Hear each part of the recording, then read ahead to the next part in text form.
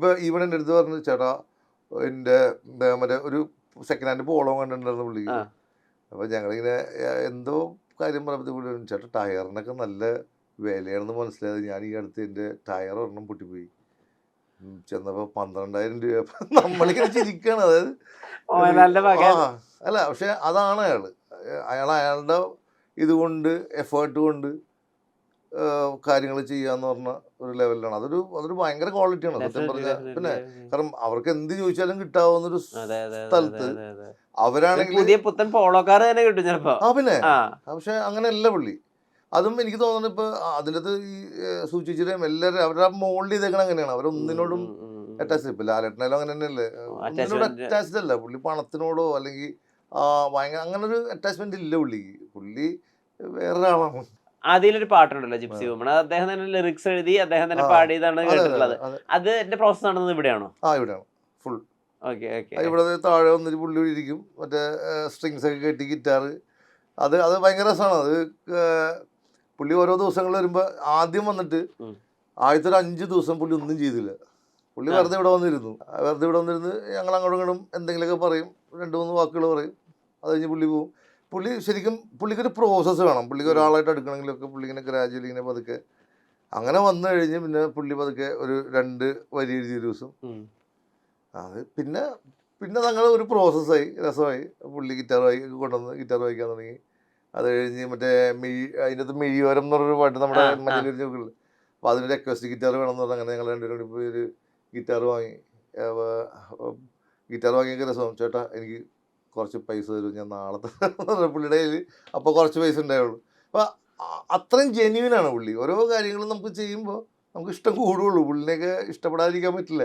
ഇത് കൊടുക്കുമ്പോൾ ഉള്ളിലൊരു ചിരി ഉണ്ടാവും, ഇയാളെന്തിനാ കടം വാങ്ങിക്കുന്നത്, അങ്ങനെ അങ്ങനെ അങ്ങനെ തോന്നിയിട്ടുണ്ടോ എപ്പോഴെങ്കിലും?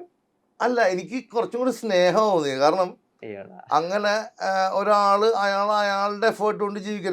ഇപ്പൊ ഒന്ന് കലാകാരൻ അല്ലെങ്കിൽ ഈ പറഞ്ഞത് എന്തിനാണ് പോവാൻ പുള്ളിക്ക് താല്പര്യം എന്ന് പുള്ളിക്ക് പറയാൻ പറ്റില്ല.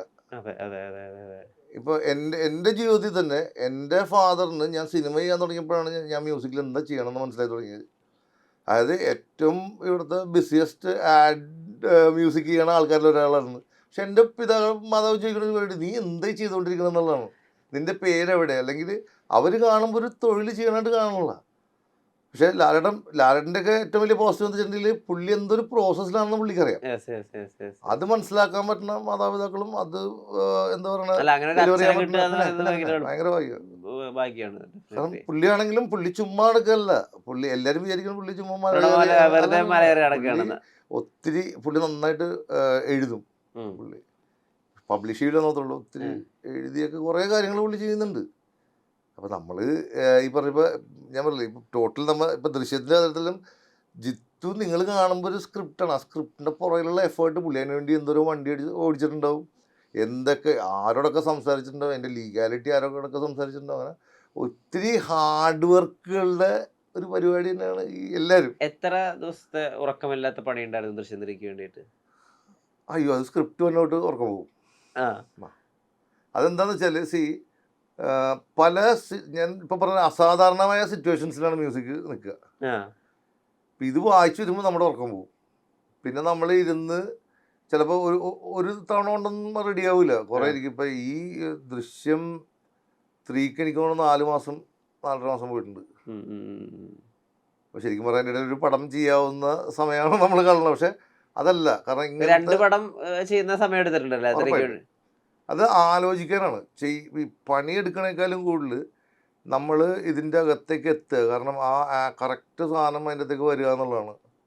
ഇപ്പം നിങ്ങൾ കാണുന്ന ക്ലൈമാക്സിലൊക്കെ 1 അല്ല 5-8 ഓപ്ഷൻ ചെയ്തിട്ടുണ്ട്.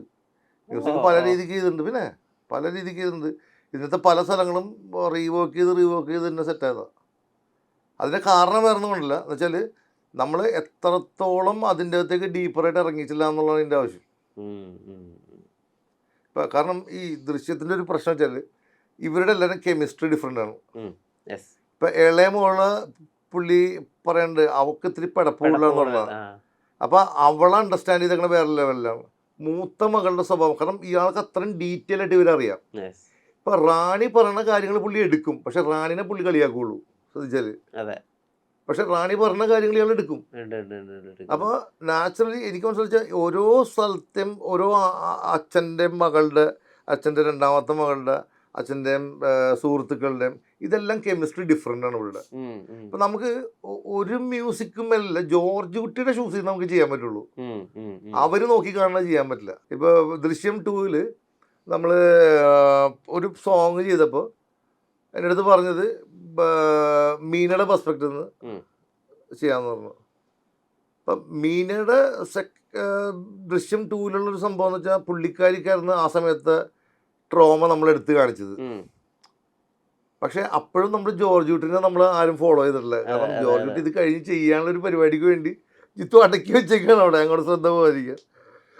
അപ്പം മ്യൂസിക്കലി നമ്മൾ ശ്രദ്ധിക്കണം, അങ്ങോട്ട് പിടികൊടുക്കരുത്. ഇപ്പം നിങ്ങൾ ശ്രദ്ധിച്ചാൽ ഈ 3-ൽ ഇത്രയും ബഹളമുള്ള മ്യൂസിക് ചെയ്യാത്തതിൻ്റെ കാരണം അതിനുള്ള ഏരിയ ഉണ്ടെന്ന് വെച്ചാൽ, അതെ, കാരണം അങ്ങനെ ചെയ്തു കഴിഞ്ഞാൽ നിങ്ങളുടെ ചിന്ത വേറെ ഒഴിക്കും. എന്ന് പറയുന്ന സാധനം അല്ല, മലയാളി ഇത്രയും ബുദ്ധിയുള്ളൊരു ഓഡിയൻസ് എനിക്ക് തോന്നുന്നു ലോകത്തുണ്ടാവില്ല. ഇത്രയും പെട്ടെന്ന് ആൻറ്റിസിപ്പേറ്റ് ചെയ്യും പല സാധനങ്ങളും. ഒറ്റടിക്ക് ഇവർ പറയും. ദൃശ്യം 1 ഇൻ്റർവെല്ല് കേട്ടിട്ട് എൻ്റെ അടുത്ത് ചോദിച്ച ആൾക്കാരുണ്ട്, ചേട്ടാ ഇത് ഇവിടെയാണോ പരിപാടി എന്ന് ചോദിച്ചിട്ട് ആൾക്കാരുണ്ട് ഞങ്ങളുടെ കൂട്ടത്തിൽ. പിന്നെ കാരണം അത്ര ആലോചിക്കും. കാരണം അപ്പോഴാണ് എനിക്ക് മനസ്സിലായത് ഇൻ്റർവെല്ല് കത്തിക്കരുത്, ഇൻ്റർവെല്ല് സോഫ്റ്ററായിട്ട് പോയില്ലെങ്കിൽ നമ്മൾ പെടും എന്നുള്ളത് മനസ്സിലായത് അവിടെയാണ്. അപ്പം ഇങ്ങനെ കുറേ സംഭവങ്ങളുണ്ട്. അപ്പം നമ്മൾ ഒരു ഇൻ്റർവെല്ലിൽ ഒരു മാസ് പടമാണെങ്കിൽ നമുക്ക് ഇൻ്റർവെല്ല് കത്തിക്കാം. ഇപ്പം ഇതിൻ്റെ ഇൻ്റർവെല്ല് കുറച്ച് കത്തിച്ചിട്ടുണ്ട്, കാരണം ഒരു ക്യാരക്ടർ എൻട്രി ആണ്. നാച്ചുറലി നമുക്ക് അവിടെ ഒരു സാധനം ചെയ്യണം. പക്ഷെ അതിനുശേഷം ഈ കത്തിക്കൽ പിന്നെ അങ്ങനെ തുടർന്ന് കഴിഞ്ഞാൽ പണി കിട്ടും. ആൾക്കാർ ആൻറ്റിസിപ്പേറ്റ് ചെയ്യും ഓരോ കാര്യങ്ങൾ. അപ്പൊ ഇതിന്റെ ശ്രദ്ധിച്ചാൽ ഓരോ കഥാപാത്രങ്ങൾക്ക് അവരുടെ ഇമോഷൻ വെച്ചിട്ടാണ് ചെയ്തിരിക്കുന്നത്. ഈ പറഞ്ഞ പോലെ ഈ ഇന്റർവെല്ലിന്റെ ആ ഒരു ക്യാരക്ടർ എൻട്രി ഉണ്ടല്ലോ, ഇത് ആദ്യമായിട്ട് കാണും. അതിന്റെ ആ ഒരു ഷോർട്ട് ഡിസൈൻ ചെയ്തിട്ടുള്ളതൊക്കെ തന്നെയും ശരിക്കും രോമാഞ്ചം ഉണ്ടാക്കുന്ന പോലെയാണ്. എന്റെ ദൈവമേ, ജോർജ് കുട്ടി ഇനി എന്ത് ചെയ്യും? കാരണം അങ്ങനത്തെ ഒരു ക്യാരക്ടറാണല്ലോ വരുന്നത്. അപ്പം ആ സീക്വൻസ് ഫസ്റ്റ് കാണുമ്പോൾ മൈൻഡിലൂടെ പോയിട്ട് വരുന്നത് എന്തൊക്കെയായിരുന്നു? കാരണം ഇതിന് നമുക്ക് വേറൊരു ചുമതലയും കൂടി ഉണ്ടല്ലോ, വേറൊരു ഏരിയയും കൂടി ഇതിലേക്ക് വരുത്തേണ്ടതുണ്ടല്ലോ. ഇതിന്റെ അകത്ത് ഇങ്ങനെയല്ലാണ്ട് ഞാൻ വേറൊരു സംഭവം പറയാം. ഈ മ്യൂസിക് ചെയ്തു, ഇത് കണ്ട് ഞങ്ങൾ ചെയ്തു. ഇത് കഴിഞ്ഞ് ഞങ്ങൾ വലിയ സ്ക്രീനിൽ ഇതിന്റെ പ്രിവ്യൂ ഇരിക്കുമ്പോൾ ജിത്തുവിന്റെ ആദ്യത്തെ കൺസേൺ, ദൈവം ഇത് പണി പാളൂ, ഇത്രയും നമ്മൾ കത്തിച്ചാൽ അതിൻ്റെ പണി കിട്ടും നമുക്ക്. ഞാൻ പറയാം ആകെ കത്തിക്കാനുള്ള ഏറിയതാണ്, അപ്പം നമുക്ക് ഇവിടെ നമുക്ക് അങ്ങ് കത്തിക്കാം എന്നുള്ള ലൈനിലാണ് ഞങ്ങൾ ചിന്തിച്ചത്. അപ്പം ആ ഒരു ഏരിയ മാത്രമേ നമുക്ക് അങ്ങനെ ഒരു കാരണം, അല്ലെങ്കിൽ എന്താ പ്രശ്നം ഗസ് ചെയ്യും നമ്മൾ പുറത്തേക്ക് പോയാൽ.